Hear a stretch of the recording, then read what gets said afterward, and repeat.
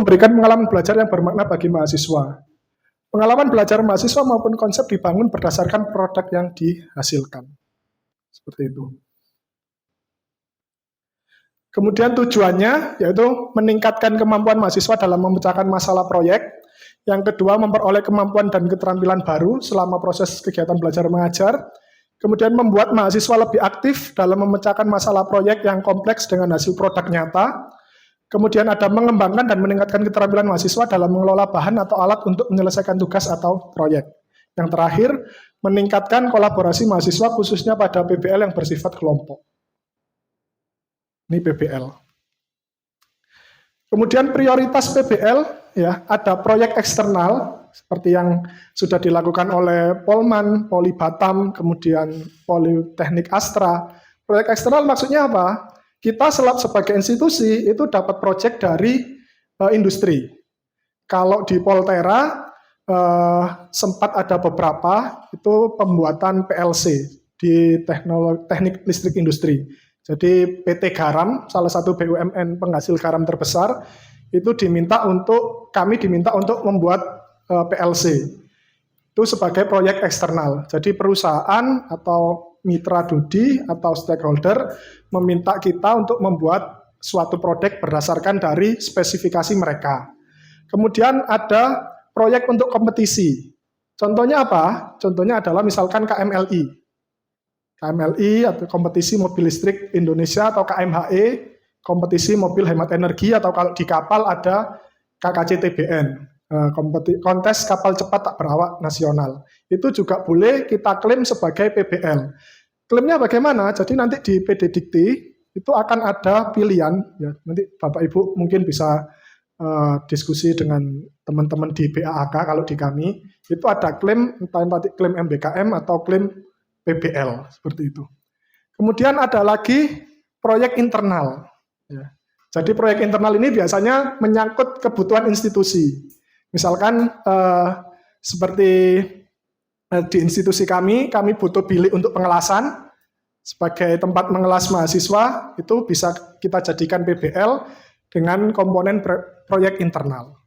Kemudian PBL yang terakhir yaitu adalah proyek riset dan pengembangan usulan dosen, yaitu tadi ada penelitian, ada pengabdian masyarakat, dan juga ada matching fund dan lain-lain. Jadi ada 4 prioritas ini yang bisa kita jadikan sebagai project based learning. Kemudian ini ada entitas dan ekosistem PBL, ya. Jadi ada mitra atau klien, kemudian ada pembangkit PBL, itu unit kerjasama, unit bisnis atau P3M, kemudian ada unit mahasiswa atau KWU, mahasiswa, dosen, alumni, dan lainnya. Kemudian ada di sini preview PBL atau komite PBL. Biasanya dari manajerial ada wadir 1, kemudian ketua jurusan, ketua program studi, kemudian ada pelaksana, yaitu jurusan dan prodi, dosen, teknisi, kemudian ada kaleb, kemudian ada mahasiswa, ada manajer proyek. Luarannya adalah produk, laporan, nilai mahasiswa, dan pendapatan. Kemudian di sini ada pendukung PBL, jadi ketika kita bicara institusi atau lembaga negara pasti ada sistem kontrolnya.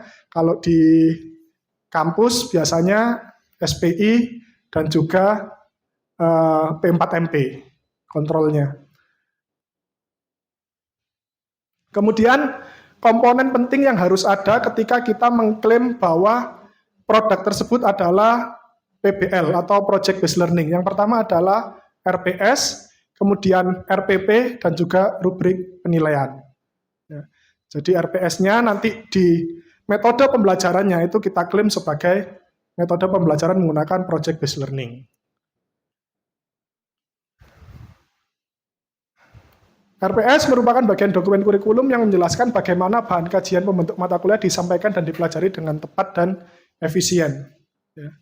RPS ditetapkan dan dikembangkan oleh dosen secara mandiri, ya, bersama dengan rekan dosen yang lainnya yang memiliki kompetensi sejenis. Kemudian ini tahap perancangan RPS, ya, jadi ada analisis, desain, kemudian ada evaluasi, ya, dan seterusnya. Ini adalah komponen yang minimal harus ada dalam RPS Bapak Ibu. Jadi tidak harus PBL, tapi RPS pada umumnya harus ada ini. Jadi nama prodinya apa, nama dan kode mata kuliah, semester berapa, SKS, nama dosen pengampu, CPL yang dibebankan pada mata kuliah, kemampuan akhir yang direncanakan, bahan kajian yang digunakan, metode pembelajaran, waktu yang disediakan, kriteria, indikator, dan bobot penilaian, serta referensi. Jadi ini minimal harus ada di RPS Bapak Ibu. Nah, contohnya kalau dari pedoman project based learning, RPS-nya cenderungnya lebih sederhana Bapak Ibu, dibandingkan ketika Bapak Ibu mengikuti pekerti. Ya. Kalau misalkan Bapak Ibu mengikuti pekerti itu RPS-nya cukup kompleks, tapi di RPS PBL itu disederhanakan seperti ini. Tapi pada intinya mirip-mirip.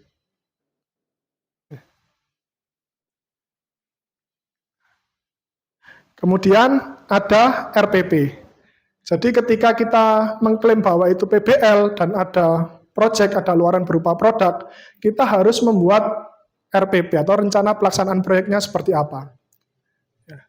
RPP itu boleh dibuat oleh mahasiswa dengan bimbingan manajer proyek. Manajer proyeknya biasanya kalau di kami itu dosen.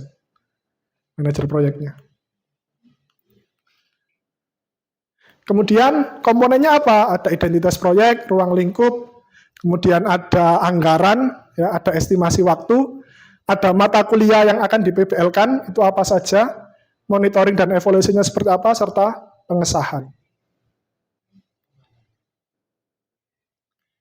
Kemudian komponen yang terakhir, yang tidak kalah penting adalah rubrik penilaian. Ya, jadi setelah ada RPS, RPP, kita juga harus menyiapkan rubrik penilaian. Ada holistik, analitik, dan persepsi. Nah, bentuknya seperti ini.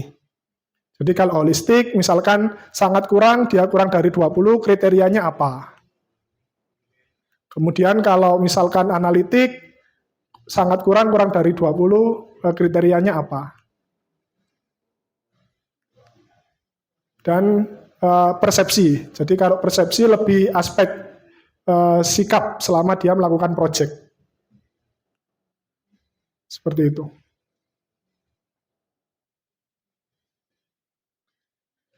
Jadi itu sedikit yang bisa saya sampaikan kepada Bapak Ibu. Monggo jika ada diskusi dan pertanyaan saya persilakan.